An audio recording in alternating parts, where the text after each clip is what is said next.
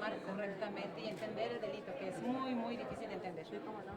Senadora, ¿qué cambios se le hicieron? ¿O se están allanando a los que hizo la Cámara? ¿O se los regresan? Como ustedes saben, esto fue para efectos del inciso E, respecto al artículo 72. ¿Qué significa esto? Nosotros mandamos una minuta a Cámara de Diputados. Cámara de Diputados, como Cámara Revisora, revisa, ve el proyecto, hace modificaciones y nos lo regresa si hay modificaciones o lo aprueba si en sus términos quiere aprobarlo.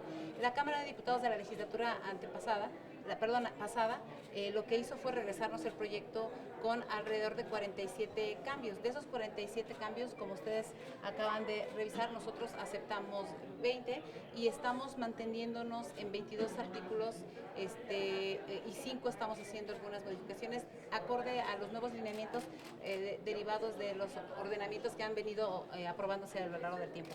¿En qué tema estamos insistiendo nosotros? Justamente en lo que fue el motivo de esta reforma, que son los tipos penales. Yo entiendo a las organizaciones que concretamente a una de las organizaciones que es la que se ha manifestado en contra, es una sola organización. Yo no repetiré el nombre, ustedes lo conocen. Yo quiero darle toda la tranquilidad a esta persona de que esta Cámara de Senadores ha hecho un trabajo muy responsable para definir el tipo penal derivado concretamente del Protocolo de Palermo. ¿Qué significa esto? Por ejemplo, modificamos el artículo 10. ¿Qué es lo que hicimos en el artículo 10? Incluimos medios comisivos. El argumento de las organizaciones es que la carga de la prueba viene en la víctima, ¿no? Y que entonces vamos a revictimizar. Yo quiero darles la certeza que no, que la carga de la prueba está justamente en el propio relato que hacen las víctimas cuando llegan ante un ministerio público. Una víctima que derivado de un proceso de investigación, de inteligencia o de un operativo, que puede ser cualquiera de los casos, pero que ya tiene antecedentes, insisto, de inteligencia o investigación, llega y hace su declaración. ¿Qué significan los medios comisivos? Es el medio a través del cual el delincuente comete el delito, y eso lo establece el Protocolo de Palermo. No es un invento que nosotros nos hayamos sacado de la manga o que hayamos inventado. No es un tema que a la senadora se nos ocurrió de pronto o a los senadores se nos ocurrió de pronto, sino está establecido en este Protocolo de Palermo.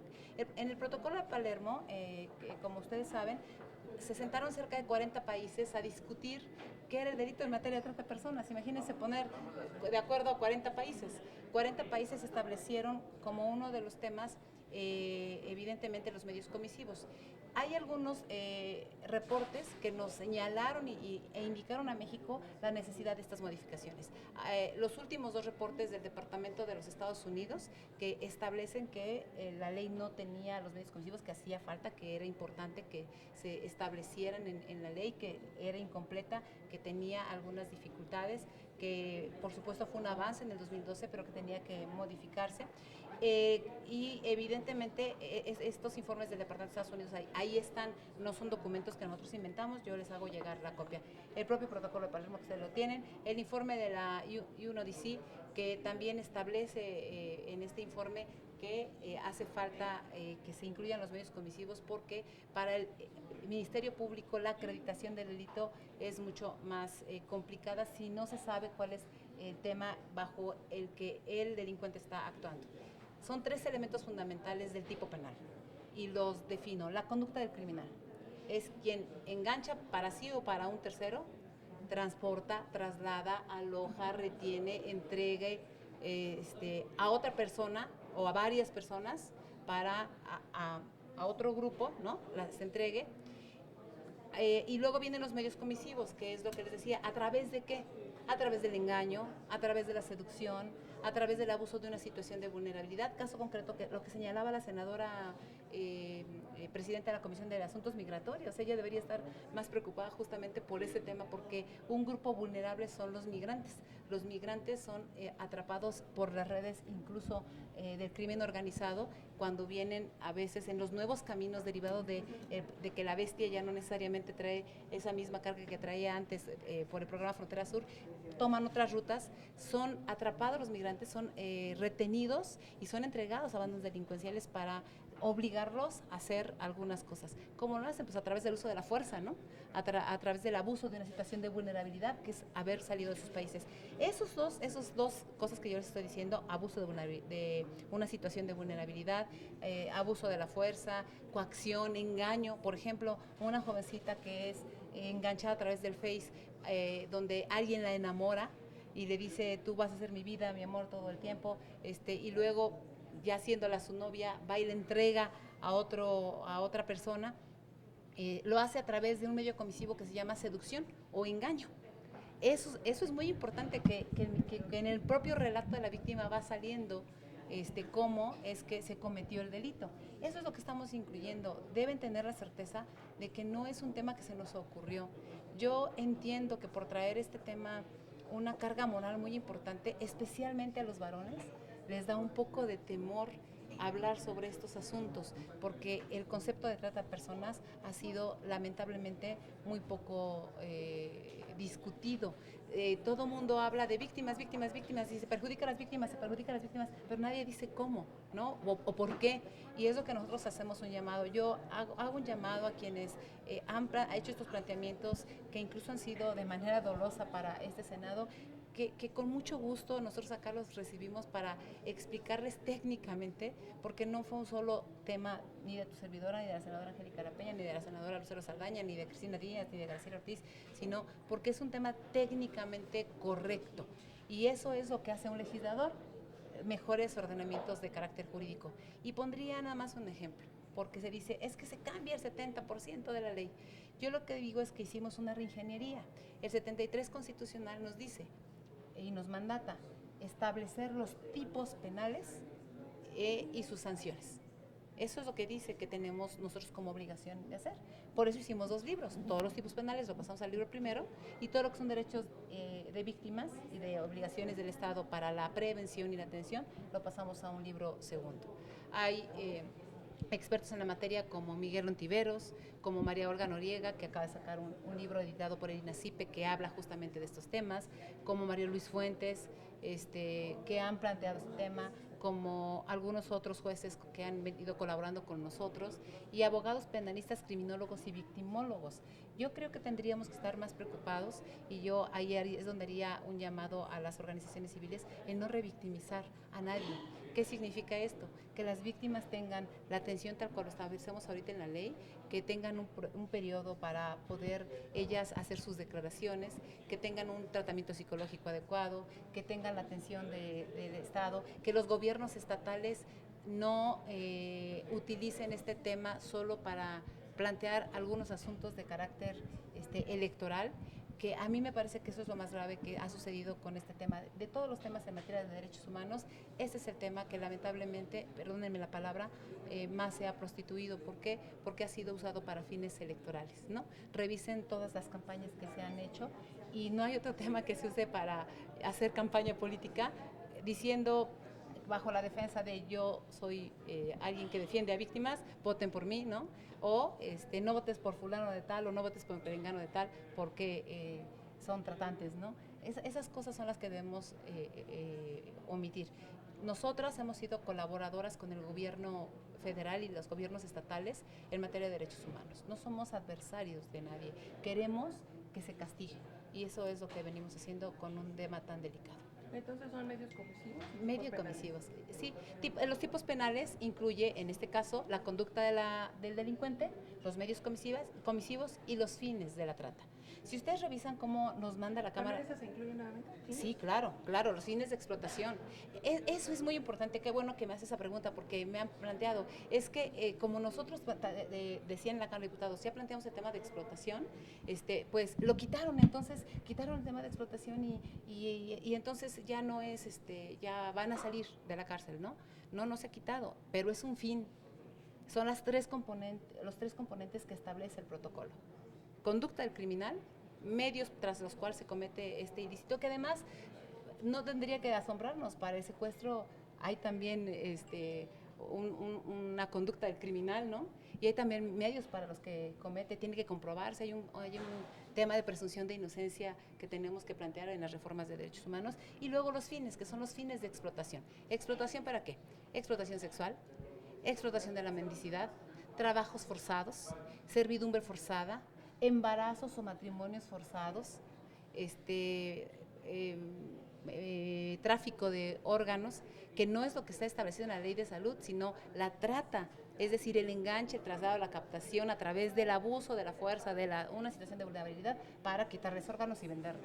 Eso es trata de personas y eso es lo que nosotros estamos definiendo y yo de verdad quiero hacer un llamado porque bien lo dijeron aquí, algunos de nosotros hemos lamentablemente sido lastimadas en nuestra integridad, en nuestra dignidad respecto de cómo hemos abordado este tema, ¿no? Pero esto no es un tema que se trate de nosotras, sino del apoyo a las víctimas. Esto es el tema que nosotros estamos planteando y confiamos en que la Cámara de Diputados hará un trabajo técnico.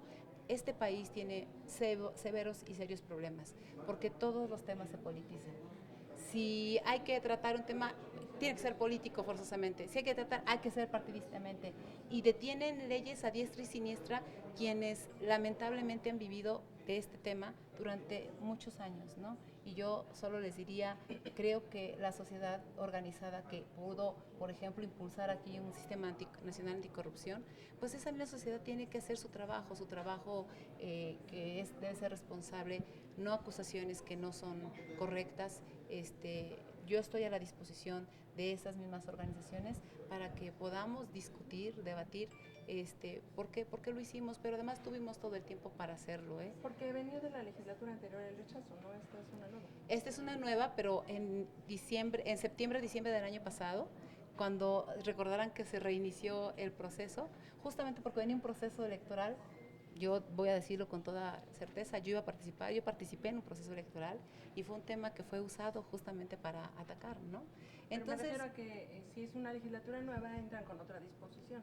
Bueno, todo depende de quién coordine, ¿no? Alguien me planteaba, ¿y por qué no hacer una nueva ley, no? Que fue la primera propuesta que en algún momento planteamos, porque los actores seguimos siendo los mismos, las activistas siguen siendo los mismos, yo sigo siendo presidenta de la comisión, las secretarias siguen siendo las mismas, las comisiones dictaminadoras siguen siendo las mismas, los actores activistas siguen siendo los mismos, incluso quien hoy está de coordinador de Cámara de Diputados del PRI, por ejemplo, fue presidente del partido en esa fecha. Yo haría un llamado muy respetuoso a no politizar y partidizar, no permitirnos el chantaje y no permitirnos que nos gane el tema del apoyo electoral que alguien puede brindar en un proceso a quien sea, a cualquiera, incluyéndonos a nosotros como partido político, porque debo decirles que incluso ayer en la rueda de prensa que se dio para decir que este tema lastimaba, no sé si ustedes estuvieron presentes, pero seguramente tienen la nota, se planteaba que había solo 4 estados que habían cumplido con el tema del apoyo a las víctimas y mencionaban Estado de México. Y yo digo, Estado de México, tenemos el mayor número de feminicidios en el Estado de México.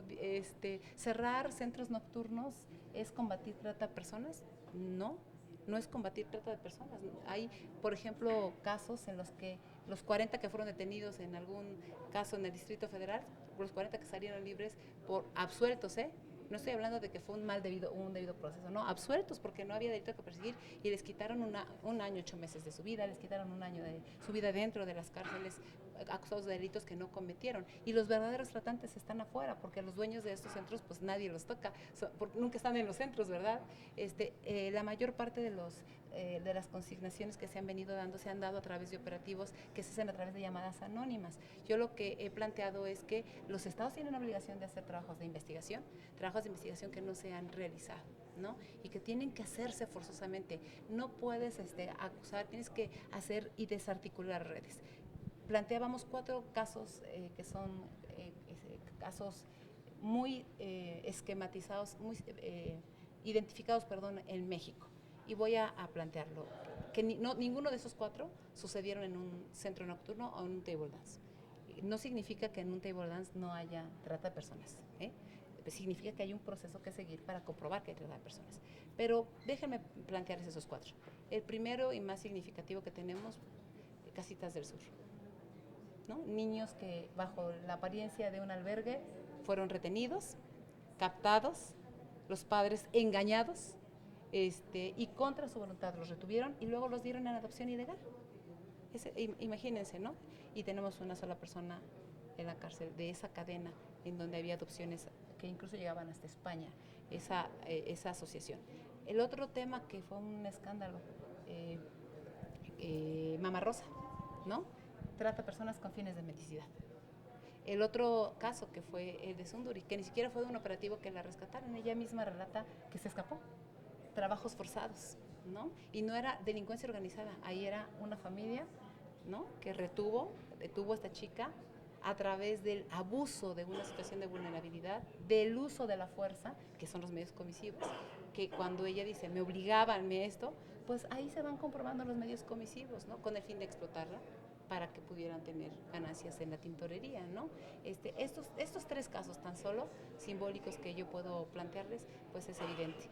Y quiero mencionar lo que recientemente ha salido en tema de desaparecidos. Lo dije en la comparecencia de la procuradora Arely Gómez, las fosas en donde tenemos gente que está encontrada siendo desaparecidas. ¿Cuántas de esas personas no sabemos si fueron víctimas de trata?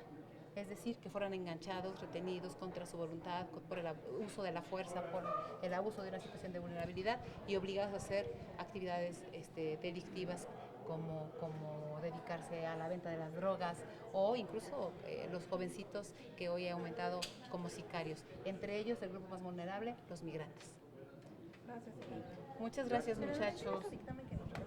Sí, claro, con mucho gusto. Y yo sé que viene la contraparte y la retacada, pero pues bueno, pero no primero esto aguantarlas, mandamos muchachos. Y técnicamente el dictamen ahorita Sí, claro. van a- Tenemos que mandar a Cámara, o sea, se regresa de comisiones a Cámara. se regresa y ya Cámara decide si lo acepta Pero no o votan a rechaza. pleno, siempre lo primero. Sí, no, bueno, claro.